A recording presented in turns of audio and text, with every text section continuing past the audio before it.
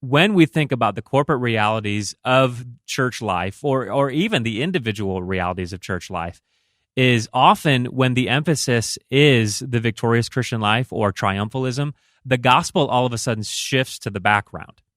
That the good news that Right. of what Christ has accomplished on our behalf moves to the background, and then what moves to the foreground is life transformation. And I'm going to kind of poke at something, and I'm sure people are going to get really upset.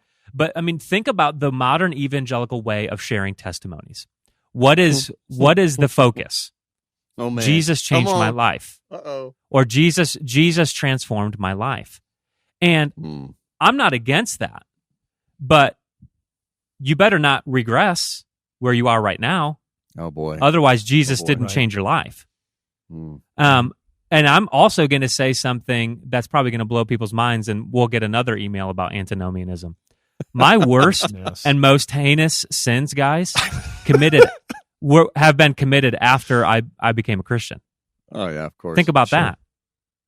So, like, I have sinned against my wife and others in ways that when I was a teenager, when I first became a believer, I have sinned against my wife and others in ways that if you would have told me when I was a teenager, I would have ran from you in fear and said, there's no way I'd ever do that.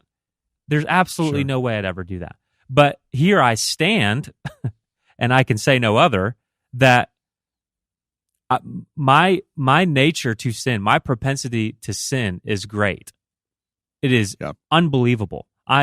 Something I like to say to our church all the time is, we are experts in sin. We are so good at it. We are just naturally good at it.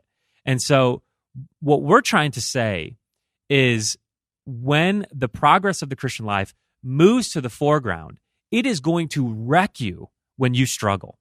It is Right. going to wreck you when you sin, because you have it in your brain that, well, my testimony is that Jesus changed my life. And if I regress anything lower than that standard of that day when I gave my testimony, you're going to find yourself in a heap of trouble, because you're going to begin to question everything. And I know, John, you wanted to jump in here, so No, I'll defer to you.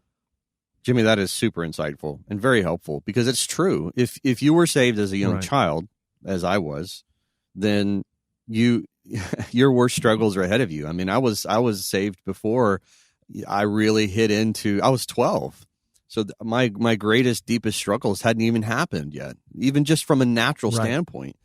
And then if you come from a drug background and you are a partier, and all of a sudden you're not there, you can have a false sense of assurance, and you can even have a false sense of, I'm good with God because at least I'm not sleeping around doing drugs anymore.